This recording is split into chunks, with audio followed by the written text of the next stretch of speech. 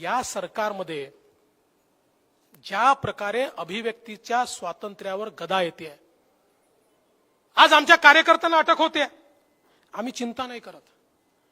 असं आहे की भारतीय जनता पक्षाचा डीएनए संघर्षातून तयार झालाय. आम्ही खूप लाठ्या खाल्ल्या आहेत, आम्ही खूपदा जेलमध्ये गेलो आहे. आमचे कार्यकर्ते त्याची चिंता नाही करत.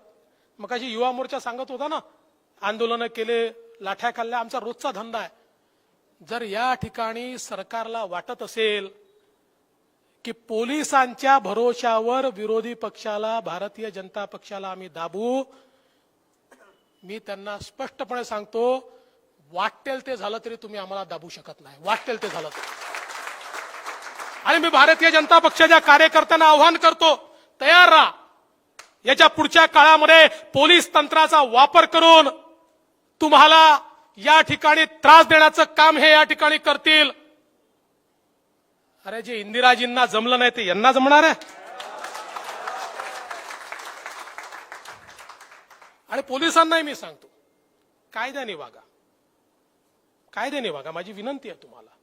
सरकार येतात, सरकार जातात, बेकायदेशीर वागू नका. कायद्याने आम्ही चुकलो असू जरूर कारवाई करा, पण बेकायदेशीर कारवाई कराल तर एवढंच लक्षात ठेवा, सरकार येत असतात, जात असतात. ही एक प्रक्रिया असते. या प्रक्रियेमध्ये काल आम्ही होतो, आज हे, उद्या पूर्ण आम्ही असू. त्यामुळे जे नियमात असेल आणि नियमाने कारवाई करायला घाबरू नका. पण या सरकारमध्ये अभिव्यक्ती स्वातंत्र्याची गळचेपी चालली आहे.